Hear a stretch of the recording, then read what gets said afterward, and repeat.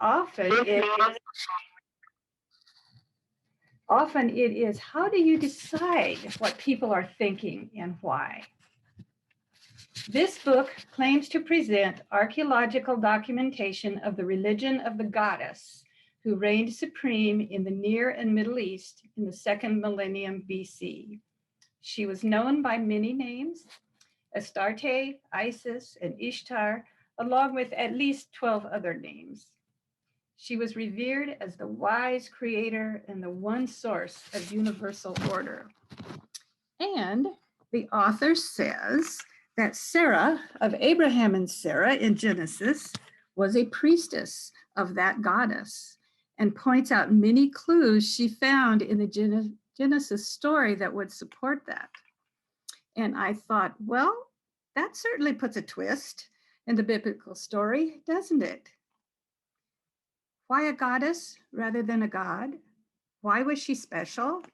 Some speculate that the image of the goddess was based on the life-creating ability of females.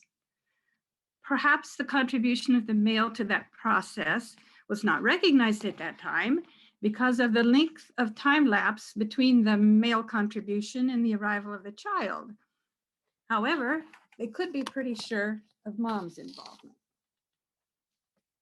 The status of women was high, and the social structure was matrilineal. Children took the name of the mother's clan. Even though today we would consider Abraham and Sarah as siblings because they had the same father, in that time, their lineage was traced through the mother. And since they had different mothers, they were not considered siblings. The husband moved to the wife's family home or village. And when Abraham moved to Sarah's hometown, later they migrated up to Haran, which was the area of their father, their common father. So it gets pretty complicated. Women could also buy and sell property on their own, as Sarah seems to have done several times. So the qualities of the goddess seem very similar to the qualities of the women who were priestesses. Which came first, the status of the women or the blessing of having a goddess who had the same status? That is not to say that there were no gods being worshipped at that time as well. There were many, often different names for the same concept in different regions. These gods seem to be called on primarily to protect their families and property in skirmishes and war in the Middle Eastern neighborhood. The protecting qualities that the men possessed seem to be projected onto various gods as well. They depended on these gods to protect them during their wars. A small faction of the Jewish group singled out one of these gods and chose the name Yahweh from the many names they could have chosen as their focus. The early supporters of this faction were widely regarded as being monolatrists. That is, initially they did not believe Yahweh was the only God in existence, but instead they believed he was the only God the people of Israel should worship. He was seen as a storm and warrior deity who led the heavenly army against Israel's enemies. Finally, in the national crisis of the Babylonian exile, the followers of Yahweh went a step further and outright denied that the other deities even existed, thus marking the transition to true monotheism. And that monotheism was the basis for the Jewish people, also for Christians, and also for Islam. How do you think that might have changed their life to have just one God? Other changes were ahead that have affected all of us. By 600 BC, the Greeks began searching for explanations in nature rather than the supernatural. Thales of Miletus in Asia Minor, I found his time frame was probably from 600 to the middle of 500 BC. He was a Greek mathematician astronomer, and pre-Socratic philosopher. Aristotle regarded him as the first philosopher in the Greek tradition, and he is otherwise historically recognized as the first individual known to have entertained and engaged in scientific philosophy. He's often referred to as the father of science. Thales is recognized for breaking from the use of mythology to explain the world and the universe, and instead explain natural objects and phenomena by naturalistic theories and hypotheses. One of the examples was he figured out when what do we call it when the sun disappears? I'm forgetting the name of it, but you know what I mean. When Clayton, what's the word? Eclipse. Eclipse. When you have an eclipse, and he had figured out when the eclipses are going to happen, so he already knew, so he didn't have to be afraid of these eclipses when they showed up. So that started messing around with how you get through life, basically. Reason and science were the decision-making tools at that point, not consulting gods. So, have we created science in our own image in some way? Or have we created our self-image in the language of science? Do you have a construct of God? How has that idea been shaped through your life experience? For many, their operative image of God is initially a subtle combination of their mom and dad or other early authority figures. If they were punitive, cold, and withdrawn, then that's likely how you see God. If they were warm, caring, gentle, and dependable, then that's likely how you see God. If those adult figures in your life demonstrated conflicting actions and emotions, and you weren't sure what was true, you may have thought that God was unpredictable as well. Is that a God to worship or to fear? Was there something you could do or say to make the situation more predictable and safe? Were the rules clear and consistent? What about us as individuals? I'm going to share a couple of things from my life that I hang my understanding or description of God on. And then I would like for us to share how that has been shaped for us. I had thought we could break down into smaller groups, but I think we're a small enough group that we could each hear what everyone has to say.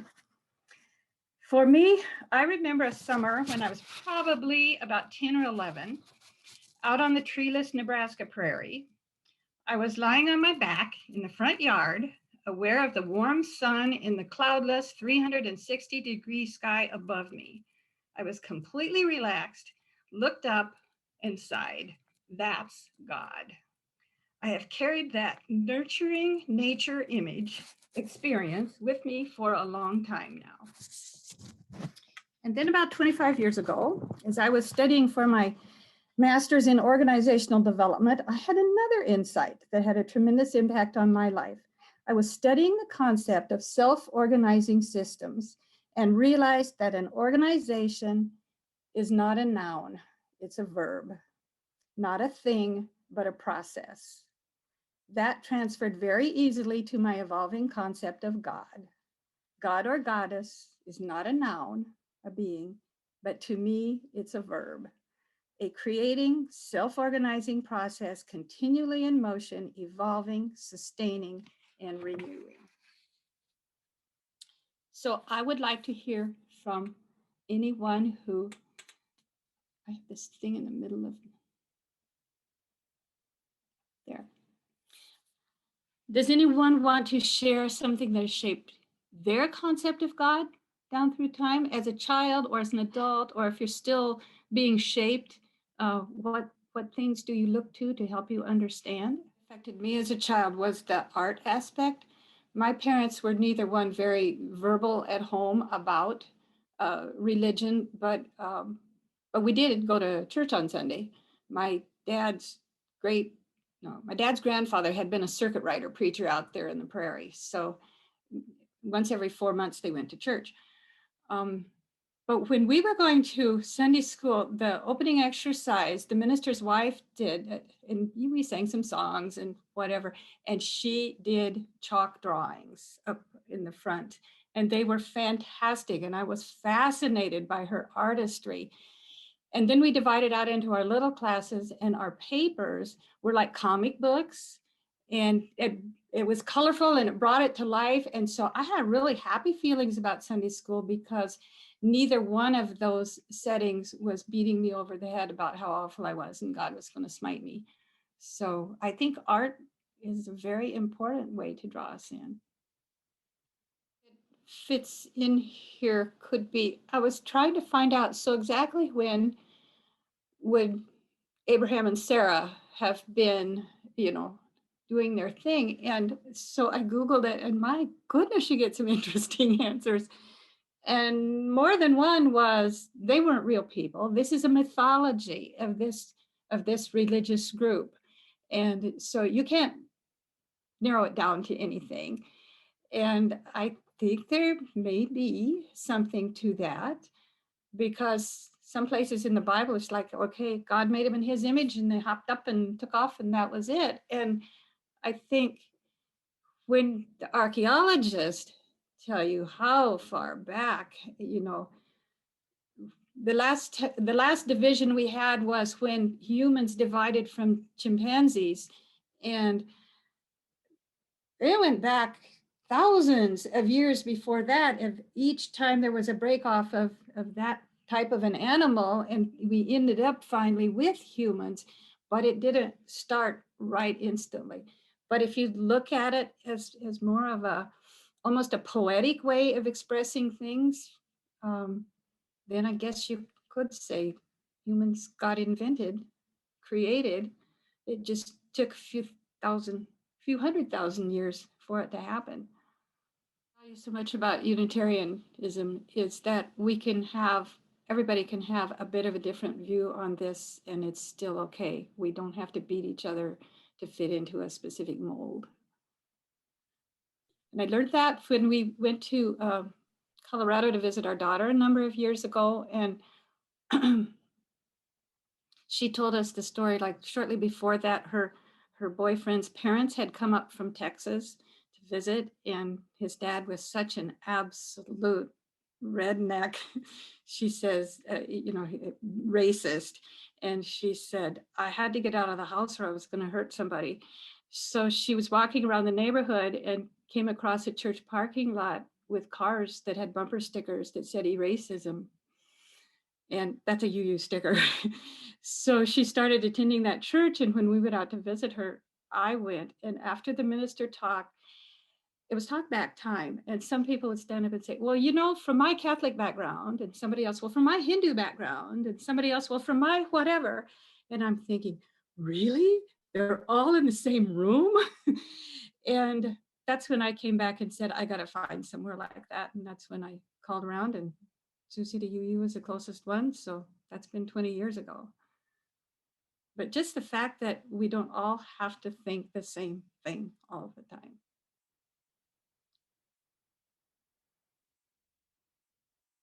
Anybody else have a story about when they were released from from religion?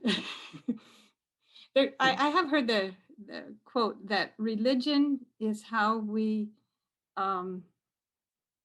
answer the question, how do I fit into the scheme of things? And so whatever religion makes you feel like you've got it figured out, your place in the universe, then that's probably the one that works for you. Giving myself permission to pick and choose. The book that Shannon read about the Golden Rule, yeah, I think those are fine. I'll keep that.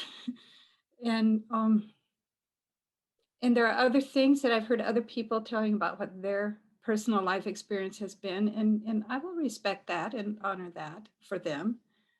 But yeah, choosing how you will live your life and under what conditions is a very freeing thing, I think.